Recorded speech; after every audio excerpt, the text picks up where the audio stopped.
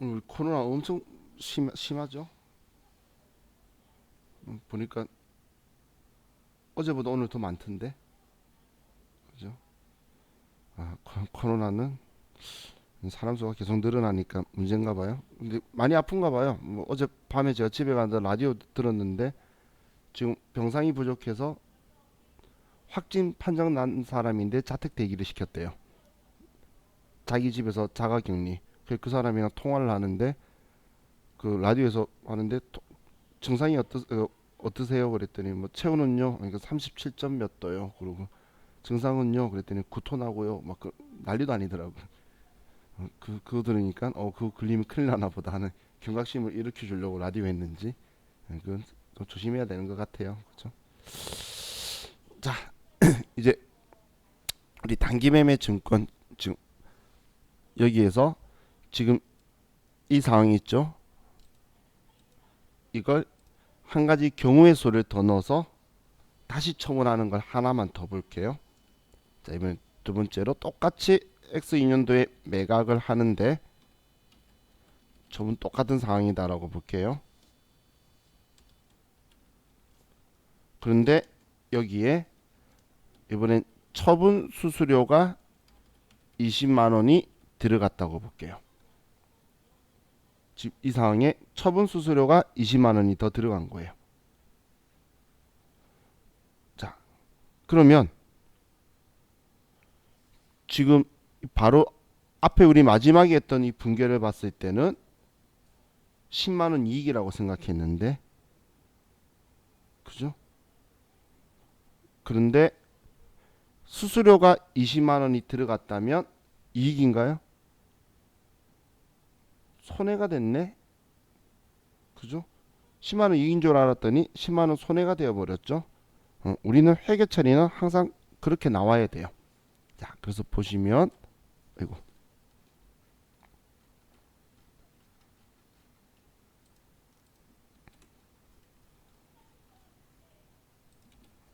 그러면 자, 똑같이 단기 매매 증권을 140만 원짜리를 지우고 나는 돈을 150만 원을 받았어요. 자, 근데 여기에 제가 옵션으로 하나 더 추가를 한 게 이걸 처분하면서 처분 수수료가 지금 20만 원이 현금으로 더 나갔다라고 볼게요.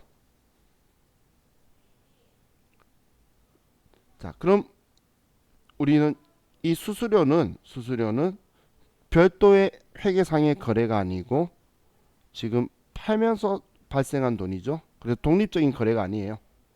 지금 처분하면서 일어난 거에 같이 합산돼야 되는 거래인데 이 돈만큼 지금 우리는 회계 처리를 해주니까 거꾸로 차변이 10만 원 모자라게 됐죠. 그죠?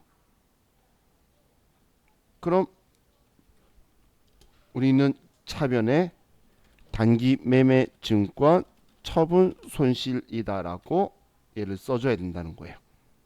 단기 매매 증권을 이번에는 140만 원에 팔았다고 했을 때는 150만 원 팔았다고 했을 때는 10만 원 이익이네라고 했는데 20만 원 수수료 든다라고 하면 거꾸로 10만 원 손해내로 바뀌어야 될 거잖아요. 그죠? 자, 그럼 이 단기 매매 증권 처분 손실은 당연히 성격은 900번대의 영업 외 비용이다라고 생각을 우리 할 수 있겠죠. 이하고 관련된 거는 전부 다 수익 비용이니까 처분은 실제로 일어난 거기 때문에 미실현 보유 손익이 아니에요. 실제로 일어난 거잖아. 처분은 실제로 팔면서 지금 손해봤다 이익봤다로 결론이 나고 끝나는 거니까 이거는 뭐 더 이상 뭐 실제 안 일어나는 이런 이야기 할 필요 있는 게 아니죠. 진짜 손해봤어 이제. 자, 그럼 지금 여기에서 이제 생각하실 게 이건 단기 매매 증권만이 아니라 뭐 모든 자산의 처분 그 비용은 처분 손익에 가감하게 돼요. 처분 손익에 가감한다는 말은 팔면서 손해본 돈으로 처리한다는 이야기예요. 그럼 이익 받던 돈이 수수료 같은 게 들어가면 이익 번 돈이 수수료만큼 줄어들고, 만약에 손해 봤는데 또 수수료 들어간대. 그럼 더 손해 봤네라고 처리한다는 이야기예요. 수수료만큼. 그래서 우리 처분할 때 들어가는 비용은 전부 다 팔면서 손해 본 돈으로 처리하는 거지, 별도의 수수료다 뭐다 이런 걸로 처리를 하는 게 아니라는 거예요. 심지어 이 단기 매매 증권 이해마저도. 그래서 제가 이런 표현 쓴 거예요. 위에 수수료 비용이라 처리하는 건 취득 수수료지 처분 수수료가 아니다고. 수수료 비용 처리한 건 취득 수수료지, 처분 수수료는 얘는 수수료 비용 처리한 게 아니라 손해본 걸로 처리됐잖아요. 그죠? 그래서 여러분들이 기억하실 거는 단기 매매 증권 취득 수수료만 수수료 비용으로 처리한다라고 꼭 기억을 하셔야 돼요. 얘는 처분은 팔면서 손해본 돈이다. 자, 그리고 자, 지금 제가 분계를 차변에도 현금으로 썼고 대변에도 현금이라고 썼는데, 우리는 관습적으로는 한 분계 안에서 차변 대변 같은 계정 과목이면 일반적으로 서로 상계를 해요.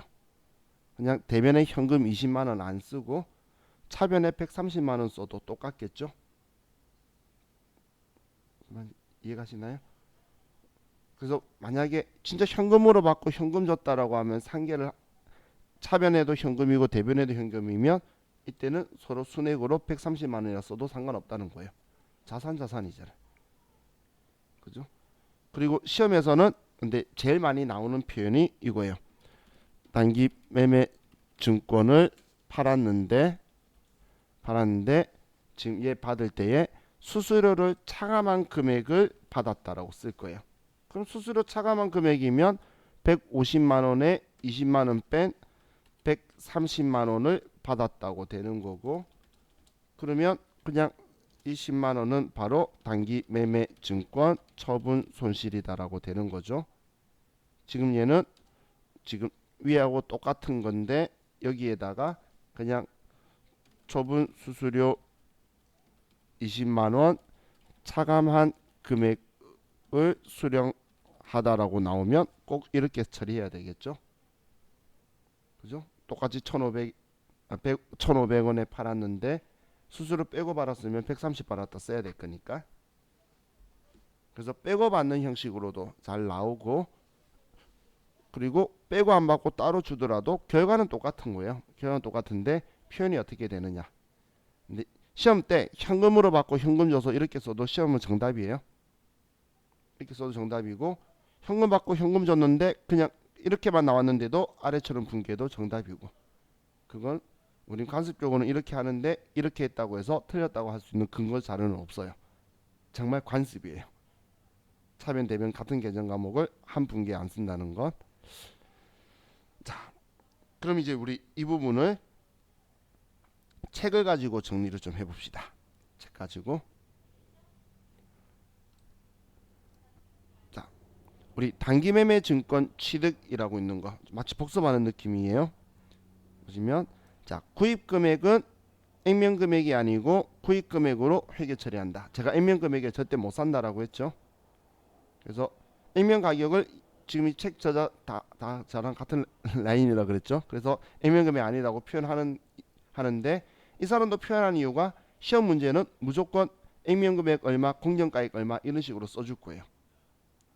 그러면 액면 금액은 필요 없다라고 생각하는 거 인지하라는 거고, 그럼 취득할 때의 매입 수수료는 단기 영업의 비용으로, 취득 시 매입 수수료는 영업의 비용으로 처리한다는 거예요. 그게 지금 아래 분기에 이 금액으로 이렇게 이 금액 이 계정 과목으로 이렇게 처리를 한다라는 이야기예요. 계정 과목으로. 자, 취득이 중요하다라고 했죠. 취득 수수료가. 그럼 이제 기말 평가를 해요. 평가는 항상 장부 금액과 공정 가치를 비교를 해서 공정 가치로 평가를 하는데, 우리는 차액만 회계 처리를 할 거예요. 차액만.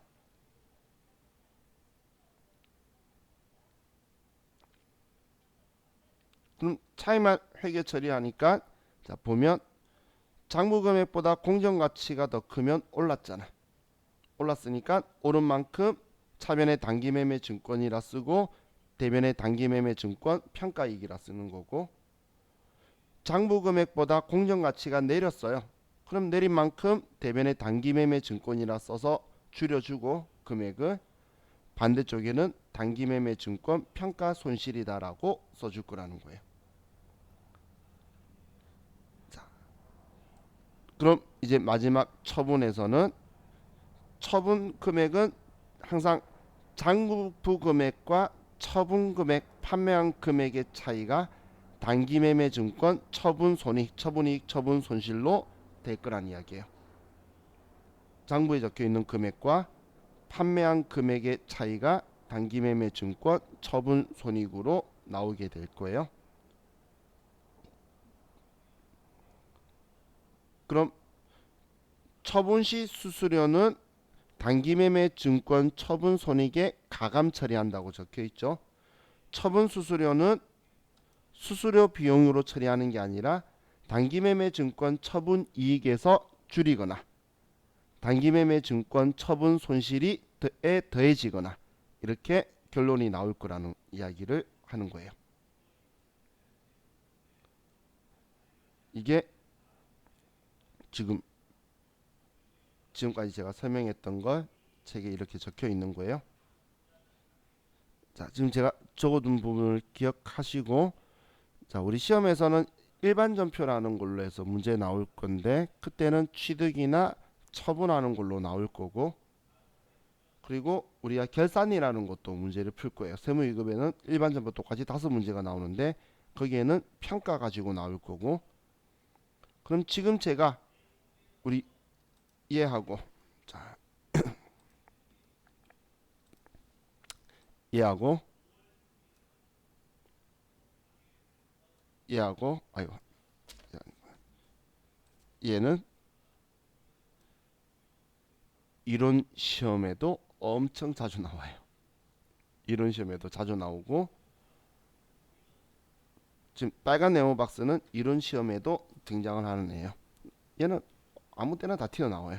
그래서 제가 나온다고 이야기한 거예요. 낼 수 있는 범위가 구역이 많으니까.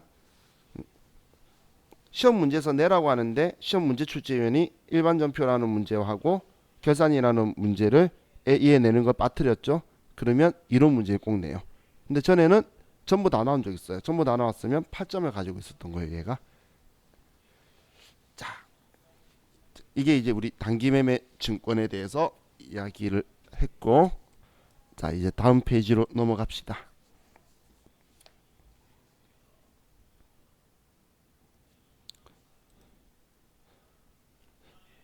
자, 어제 제가 여러분한테 그 말을 안 해서 우리 이정 씨가 저한테 질문을 해주셔서 했는데, 자, 우리 이제부터는 공부해야 돼요. 제가 야변 복습하지 말자라고 했는데 이제는 복습을 하시는데, 자, 복습하시는 거 지금 우리 있는 이 책 있죠? 지금 우리 보고 있는 이 책, 이 책 보는 동안은 외우던 식으로 막 이렇게 공부하는 거 아니에요. 최대한 빨리 하루 이틀 안에 내 기억이 사라지기 전에, 지금 저하고 수업에 제가 책 있는 그대로 안 읽어요. 수업할 때 여러분한테 쫙 설명을 해드리고 할 건데 그걸 책을 그냥 읽어보는 거예요. 책을 기준으로. 근데 읽어서 쭉 읽어봤을 때 여러분이 이해 안 가는 거는 최대한 빨리 저한테 질문하는 방식으로. 그럼 우리 수업한 지 오늘 저녁에 한다든지 뭐 내일 그 다음날 오늘 일이 있어서 한다든지 하면 기억이 나야 정상이잖아. 그죠? 근데 기억이 안 나면 지금 내가 그때 이해를 못한 거예요. 그럼 저한테 빨리 물어보라는 거예요. 그렇게 해서 이해만 하도록 해서 한 번만 읽어보자는 거예요. 왜냐면 그 상태를 가지고 저와 같이 책 바꿔서 얘를 다시 했을 때 그때 외우자라고 제가 이야기할 거예요. 심지어는 그래도 이해 안 간대. 그럼 제가 이건 이렇게 외워놓고 저는 저렇게 외우고 시험에 들어가자라고도 말을 할 거고, 이해하고 하면 좋지만 이해가 안 되면 나중에 시험이라도 잘 치게 만들어야 되겠죠. 그런데 지금은 막 외우고 하는 필요 없어. 지금 외웠다 나중에 기억 안 나면 어차피 쓸데없이 고생만 한 거니까 지금은 쭉 한번 읽어만 보세요. 그럼 그날 수업한 내용 읽어보면 양 얼마 안 될 거예요. 뭐 많아봐야 두 장, 세 장, 진짜 많을 때가 세 장, 아니면 한두 장 안에 끝날 거니까 그 정도 복습은 꼭 해주세요. 정말 신기한 건 지금 저와 같이 이야기한 게 다시 여러분이 한번 안 보면 다음 주 되면 이야기 기억이 하나도 안 나요. 근데 더 신기한 거는 저하고 끝나고 나서 바로 책을 다시 읽어보는 행동만 하더라도 다음 주까지 기억이 나요. 그러니까 한 번 정도는 꼭 봤으면 합니다. 자, 이제 우리 51페이지로 갔는데, 자, 51페이지에 없는 내용을 먼저 설명을 드릴게요. 자, 지금 제가 설명드리는 건 우리 만난 지 이제 일주일이죠. 이 중에 제일 중요한 거예요. 일반적인 상거래.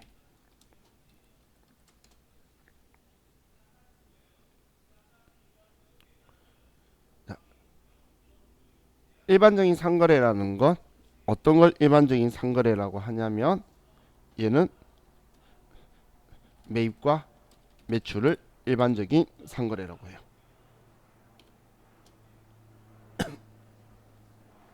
그럼 별거 아닌 것 같죠? 자, 그런데 자, 우리 여기에서 매입이라고 하는 건 뭐냐면 우리가 뭔가를 구입을 했을 때 구입 시 차변에 계정 과목으로 상품이나 원재료라고 쓰는 경우만 이때만 일반적인 상거래예요. 상품이라는 건 내가 판매 목적으로 완제품을 사오는 걸 상품이라고 하는 거예요. 판매 목적으로 내가 쓰려고 사오면 비품인 거고 팔려고 사오면 상품인 거예요.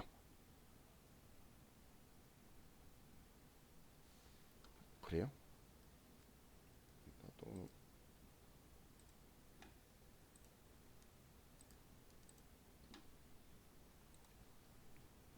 됐나요? 맹희씨? TV 소리 안 들리죠? 방금 음소 오고 했는데. 자, 그럼 우리 구입을 하는 게 우리가 뭔가를 사면 차변에 쓸 건데 우리가 차변에 우리 상품이다라고 쓰거나 원재료라고 쓰는 것만 일반적인 상거래의 매입이란 이야기예요. 자, 그럼 매출이라는 건 우리가 매각 시 대변에 상품 매출, 제품 매출이라고 쓰는 게 우리는 매출이라는 거예요. 이 외 나머지 거래는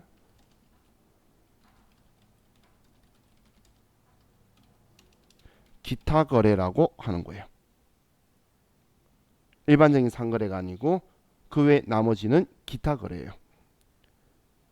영업 활동보다 훨씬 더 함축적인 의미죠. 그죠?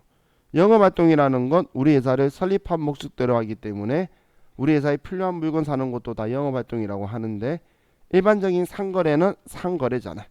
그죠? 이거는 우리가 상품을 사서 그 상품을 파는 거, 원재료를 사서 만들어 가지고 제품을 파는 것만 일반적인 상거래라고 해요. 그 말고 나머지는 그냥 기타 거래다라고 표현을 할 거예요. 자, 이건 엄청 중요한 거예요. 자, 왜냐면 지금부터 할 것 때문에 중요한데 매출 가지고 볼게요.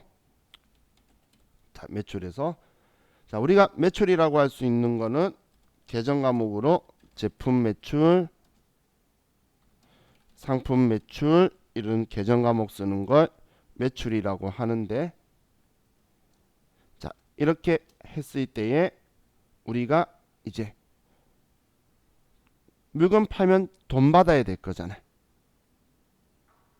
물건 팔면 돈 받아야 되는데 오늘 돈을 못 받으면 우리는 바로 장부에 채권이 발생했다라고 쓸 거예요. 채권이라는 건 돈 받을 수 있는 권리를 채권이라고 해요. 그럼 지금 내가 물건 팔았으면 당연히 돈 받아야 될 건데 오늘 돈을 못 받는 경우 있죠. 예를 들면 우리 문제에서 다음 달 말일날 받기로 했대. 혹은 신용카드로 결제받았어. 카드 결제받으면 오늘 돈 안 들어오죠. 그러면 외상으로 판 거예요, 우리는. 혹은 어음을 받은 거예요. 이런 것처럼 물건 팔았는데 오늘 돈을 못 받으면 우리는 이걸 채권이 발생한다고 하는데, 매출로 인해서 발생한 거는 매출 채권이라고 할 거예요. 매출 채권. 그럼 이 매출 채권 계정 과목으로 우리가 상품 제품을 매출하고 외상을 하면 우리는 계정 과목으로 외상 매출금이라는 계정 과목을 쓸 거고, 우리가 상품이나 제품을 팔고 어음을 받으면 우리는 차변에 받을 어음이라는 계정 과목을 쓸 거라는 거예요.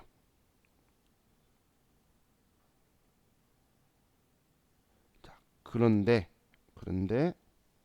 자, 우리가 매출을 안 하고 기타 거래를 하면, 매출이 아닌 기타 거래들을 하면, 우리가 사용하던 비품을 팔든지 그런 물건들을 팔면, 그럼 그건 우리는 기타 채권이 발생했다라고 하는데, 자, 이 기타 채권은 외상을 하게 되면 우리는 못 받은 돈이라는 미수금이라는 계정 과목을 쓸 거예요.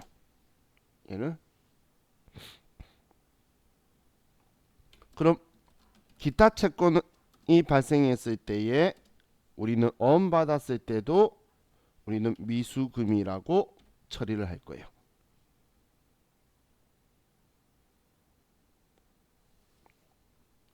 자, 그럼 우리는 물건을 뭔가를 팔았을 때에 제품 매출, 상품 매출일 때만 외상 매출금 받을 어음을 쓰고, 그 외 나머지 물건들 있죠. 그런 걸 팔면 우리는 미수금이라는 계정 과목으로 외상이든 어음이든 구분하지 않고 미수금이라고 쓸 거예요. 미수금. 자, 이것 때문에 여러분들이 엄청 실수를 많이 해요. 특히 실수 제일 많이 하는 게 어음. 예, 어음이면 어음이라고 써줘야 될 것 같은데, 그죠?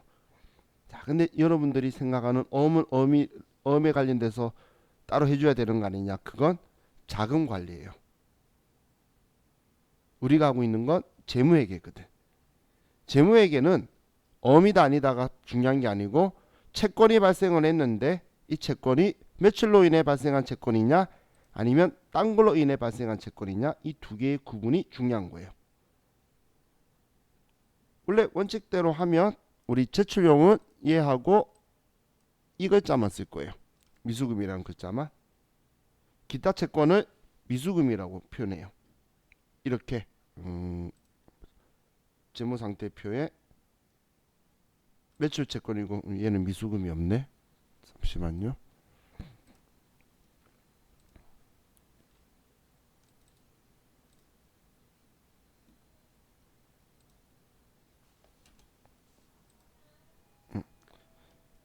우리 재무상태표에 외부 이용자한테 제출해주는 제출용은 표현할 때에 매출 채권하고 미수금으로만 보여줄 거예요. 이렇게. 그럼 구분은 이렇게 되는데, 우리가 관리를 할 때 관리용으로는 외상 매출금이다, 아니면 위엔 또 받으름이 없어. 받으름이 아예 없었나 보네요. 뭐 받으름 있고 얘는 그냥 미수금은 그냥 미수금이다라고 쓸 거라는 거예요. 얘는 지금 받으름을 한 번도 쓴 적이 없나 봐요. 그래서 받으름이 없는데,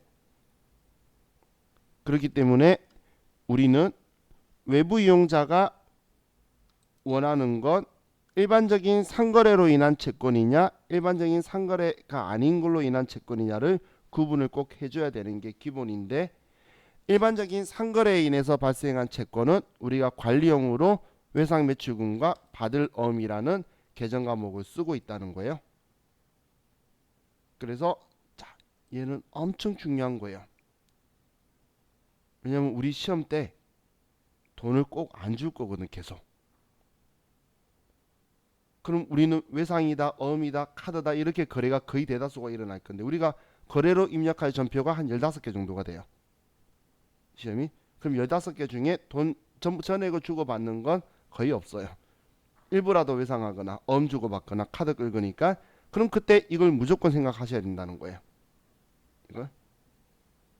자, 그럼 일단 이 용어들 보고 사용하는 것들 볼게요. 우리 이제 채권을 하면서 반대되는 채무도 보면 자, 매입은 계정 과목으로 우리가 상품을 사거나 아니면 원재료를 산 걸 일반적인 상거래의 매입이라고 하는 거예요. 그럼 우리도 사오면서 외상할 수도 있고 신용카드로 살 수도 있고 어음 줄 수도 있겠죠. 그럼 우리가 이 상품이나 원재료로 인해서 돈을 갚아야 될 상환의 의무가 발생한 걸 우린 채무라고 하는 거예요. 채무는 상환의 의무가 발생한 걸 채무라고 해요. 그럼 이 매입으로 인해서 채무가 발생하면 매입 채무라고 할 거고 이 매입 채무 계정 과목은 외상을 하면 외상 매입금이다. 어음을 발행하면 지급 어음이다 라고 계정 과목을 쓸 거예요.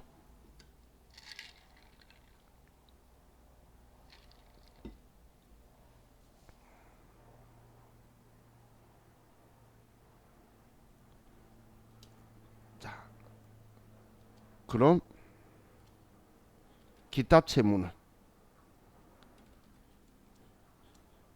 기타 채무는 무수히 많이 일어나요. 왜냐면 회사에서 법인카드 잘 쓰겠죠. 법인카드로 회식비 내고 혹은 통신비 내고 어떤 요금 내고 막 카드 긁으면 전부 다 기타 채무예요. 왜냐면 상품 원재료 산 거 아니니까. 그럼 기타 채무는 조금 아래쪽에 쓸게요. 기타 채무는 외상이면 미지급금이라고 쓸 거고 어미도 미지급금이라고 쓸 거예요.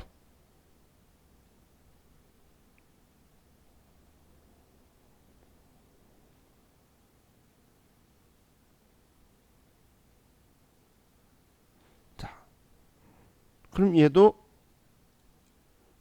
일반적인 상거래인 상품 원재료일 때만 외상 매입금 지급어미라고 쓸 수 있는 거고 내가 사온 게 그게 아니고 다른 우리가 쓸 물건을 사온다든지 다른 것들을 사오게 되면 외상이든 어음이든 구분하지 않고 전부 다 미지급금이라고 써줄 거라는 거예요. 자, 그러면 얘네들이 엄청 중요한데 더 중요한 게 뭐냐면 이건 와 정말 제가 별을 많이 주고 싶은 거 뭐냐면 채권 채무에 무조건 거래처를 입력해 줘야 돼요. 어디에 갚아야 된다, 어디에 받아야 된다, 만기되면 어디서 받아야 된다, 무조건 거래처를 써줘야 된다는 거예요. 우리 시험에 대놓고 적어놨어요. 채권 채무에는 기등록되어 있는 거래처 코드를 이용하여 거래처를 입력한다. 그 말은 틀리면 아니, 안 쓰면 틀렸다고 하겠다는 거예요. 심지어는 한국세무사의 시험은 부분 채점도 없어요.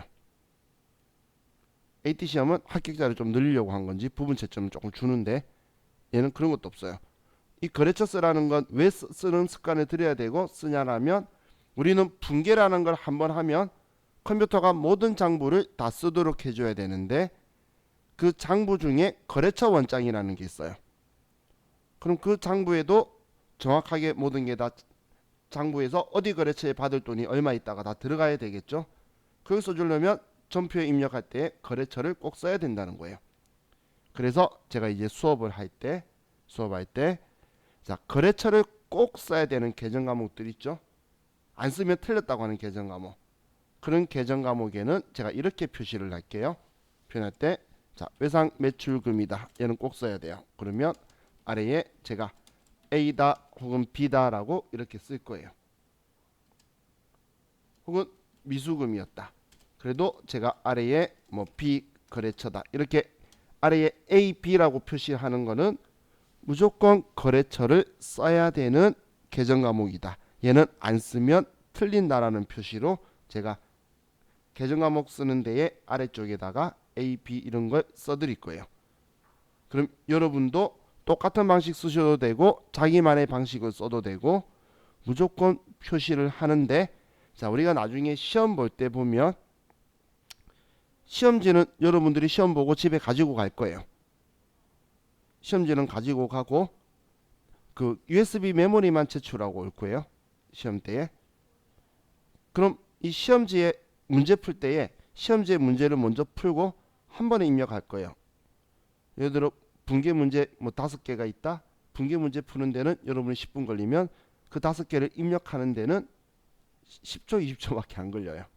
한마디로 내가 적어놓은 걸 가지고 입력을 하는데, 근데 적어놓은 걸 보고 입력할 때에 내가 거래처를 문제지에는 적어놓고서 컴퓨터에 입력 안 하면 나는 입력 안 한 거니까 그 문제가 틀려요. 그래서 내가 꼭 거래처를 써야 된다는 걸 내가 놓치지 않는 방법으로 정확하게 표시를 해 두셔야 돼요. 지금 제가 문제가 아니니까 A, B 쓰는데 이제 거래처 이름이 있는 문제일 때는 그 거래처 이름을 아래다 적어 줄 거예요. 그러면 얘는 꼭 써야 되지 안 쓰면 틀렸다고 하는 거구나. 자, 이게 제가 왜 별표를 이렇게 많이 하냐면, 자 우리가 시험 점수 합격 점수가 70점이에요. 근데 그 점수를 제일 많이 포진하고 있는 점수대가 65점에서 75점이 제일 많이 포진하고 있어요. 근데 우리 실기시험은 한 문제당 3점짜리인데 이걸 하나 빠뜨리면 그냥 3점이 빠져요. 그럼 내 합격 여부에 엄청난 영향을 미치겠죠. 자 우리 시험은 A형, B형이 있는데 A형, B형은 실기가 똑같고 유형 문제도 똑같은데 순서만 틀려요. 그게 A형, B형인데 저한테 실제로 몇 번 일어난 일 중에 하나가 그 한 분이 자기가 시험 이제 채점했을 때 점수하고, 왜냐면 시험 보고 나면 그날 밤에 저녁에 이제 가다반이 나와요. 그럼 그 채점한 거하고 실제 이제 합격 발표 나와서 나온 결과 점수하고 점수가 거의 10점 정도 차이가 난 거예요. 그랬더니 그분이 이제 화가 나서 A형, B형을 자기가 잘못 쓴 것 같다고 하면서 저한테 막 이제 열변을 토하시는 거예요. 근데 중요한 건 점수 나오고 나도 세무사의 자격시험에 이의제기 신청을 해서 내가 풀었던 문제를 확인하러 갈 수가 있어요. 거리 여기서 얼마 안 멀어요. 저 백맹사거리 뒤에 있어요. 그래서 거기 말씀드려서 갔는데, 그럼 가기 전에 저한테 그렇게 뭐라고 했으면 갔다 들렸으면 저한테 연락해 줘야 되는데 연락이 없어요. 그래서 제가 어떻게 되셨어요 하고 전화하면 하나같이 다 하는 말이 제가 거래처를 그렇게 많이 안 쓴 줄 몰랐어요. 그런 이야기를 다 해요. 몇 개 안 쓰셨어요? 3개요. 그럼 9점이 나간 거예요. 그럼 A형, B형 틀리게 썼다라는 느낌처럼 바로 나오게 되겠죠. 그만큼 우리 합격을 좌지우지하는 거기 때문에 거래처 입력하는 것 100번 강조해도 얘는 지나침이 없어요. 그래서 제가 우리 시험 볼 때 우리 학원에서 시험 보면 제가 눈에 보일 거예요. 제가 공부할 수 있는 공간도 만들어 뒀다가 거기서 공부하다가 시험 보러 가라 할 건데 그때 제가 옆에서 노래 부르고 있을 거예요. 잊지 말자 그랬죠. 다시 보자 그랬죠. 계속 노래 부를 거예요. 그건 전산회계 1급이든 전산 세무 1급이든 실수해서 계속 틀리니까. 그래서 지금 제가 이렇게 계속 강조하는 이유가 처음부터 안 빠뜨리는 습관들이라고 이야기하는 거예요.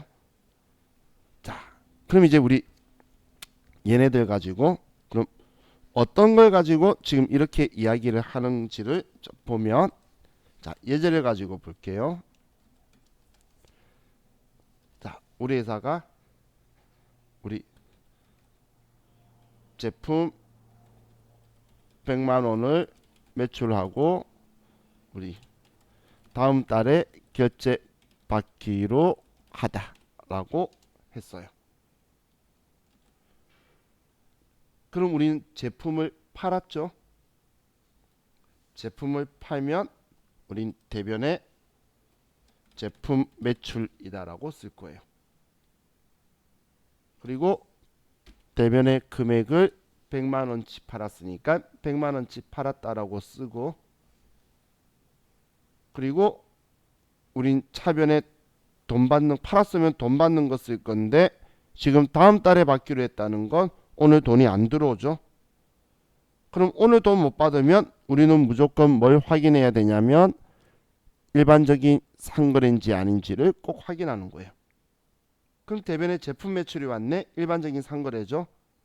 그러면 얘는 외상 매출금이다라고 쓸 거고, 그럼 이 외상 대금은 A라는 거래처한테 받아야 된다라고 해서 이렇게 써둘 거라는 거예요. 이렇게.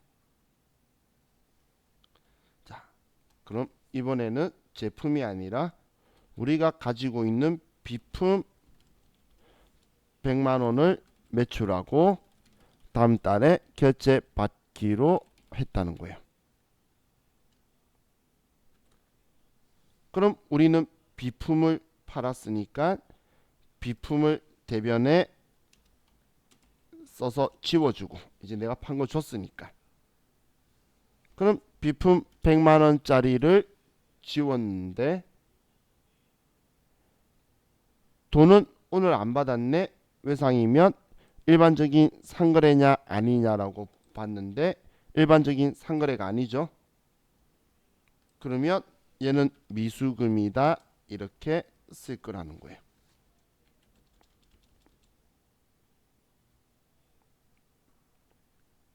자, 또 우리가 제품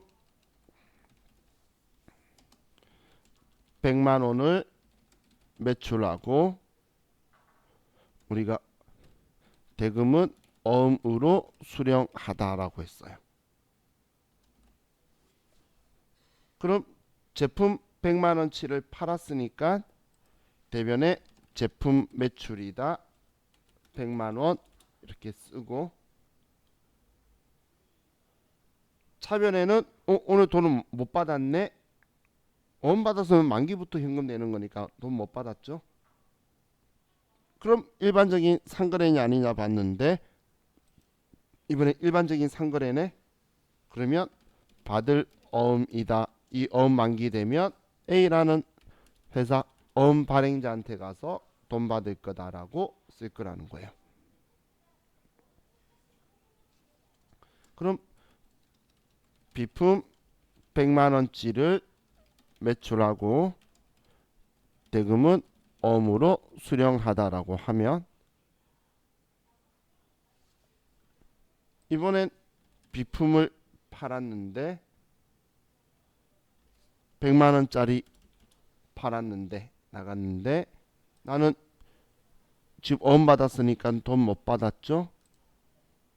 일반적인 상거래 아니니까 미수금이다 이렇게 처리를 한다는 거예요. 지금 이야기가 이 앞에 제가 썼던 거예요. 대변에 제품 매출이나 상품 매출일 때만 외상 매출금 받을 어음 쓰는 거고, 이럴 때만, 그게 아닌 나머지 계정 과목이 대변에 오는 경우는 전부 다 어음이든 아니든 구분 안 하고 전부 다 미수금이라고 처리해야 된다라는 이야기예요. 자, 그런데 이 분기에서 물건 팔았다고 했을 때 대면에 제품 매출이라고 썼는데 여러분 좀 이상하지 않나요? 그러니까 이상함을 느낀 건 없나요? 안 느끼셔도 분기한 데는 아무 문제 없는데, 사실 제가 분기할 때에 자산이 나가고 들어간 거 가지고 쓰자라고 했잖아. 제품 매출은 자산이 아니에요. 매출은 수익이에요. 그죠? 자, 보세요. 상품을 우리가 구입을 했어요. 800원에 상품을 판매했어요. 1000원에. 그러면 상품으로 인한 판매 이익은 200원이다. 이렇게 돼 있죠. 그럼 여기에서 매출은 얘잖아. 얘는 수익이고 얘가 매출 원가인 비용이죠. 근데 매출 원가 비용 되기 전에는 얘는 팔리기 전까지는 자산이었겠죠. 자, 그런데 자, 이건 우리 손익계산서 때 이야기한 건데 자, 수익인데 대변에 썼어요. 문제될 게 없어요. 왜냐면 수익의 자리가 대변이거든. 그렇기 때문에 그냥 앞으로도 물건 팔았다면 대변에 제품 매출, 상품 팔았다면 대변에 상품 매출 써도 상관은 없어요. 그런데 이 매출은 영업 수익이다라는 건 인지하고 있으면 참 좋을 것 같아요. 자산이 아니에요. 매출은 영업 수익인데 어차피 수익 자리가 대변이기 때문에 우리 팔았다고 하면서 대변에 써도 아무 문제가 없어요. 왜냐면 팔았으니까 차변에 돈 받아야지. 그런데 지금 우리가 오늘 돈 안 받고 외상하거나 지금 어음 받은 경우를 하고 있는 거죠. 자, 그래서 또 여러분 중에 누군가 한 분이 이 이야기를 안 해주면 나중에 물어보시는 분이 생겨요. 제품 매출이 자산이에요? 라고 하면 아니요, 수익요. 그러면 또 이제 머리가 또 하얘질까봐 미리 말한 거예요. 자, 비품은 자산이니까 팔았으면 나한테 나갔으니까 대변에 쓴 걸로 여러분 생각할 수 있겠죠. 자, 그럼 이제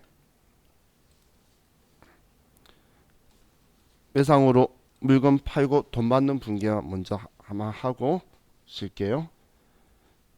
자, 우리 제품 100만원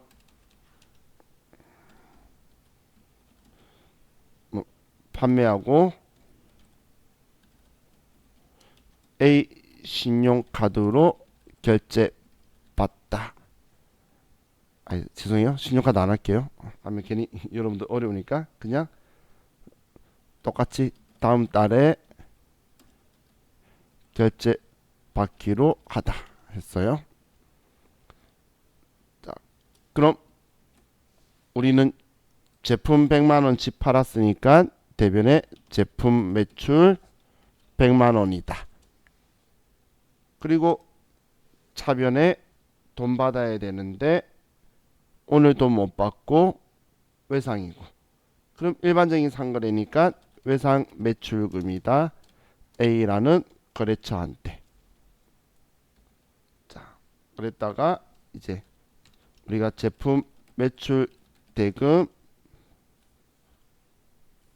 제품 외상 매출 대금 100만원을 현금으로 수령하다.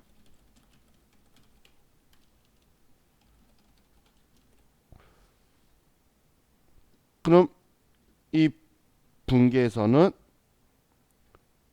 자, 여러분은 이 글자가 먼저 보이나요? 이 글자가 먼저 보이나요?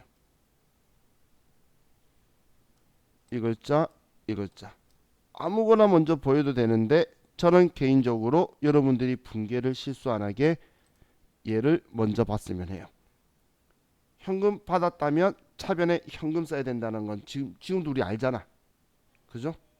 그러면 차변에 현금이 들어온다라는 거 써놓고, 그리고 반대쪽에 그럼 왜 들어왔는지라고 보면 제품 외상 대금이었으면 외상 매출금이었겠지. 제품의 외상 대금이면 이렇게 생각해서 그럼 얘 제품의 외상 대금이겠지라고 써도 되고, 과거에 적혀있던 얘 지워주는 거잖아. 이제 받았으니까.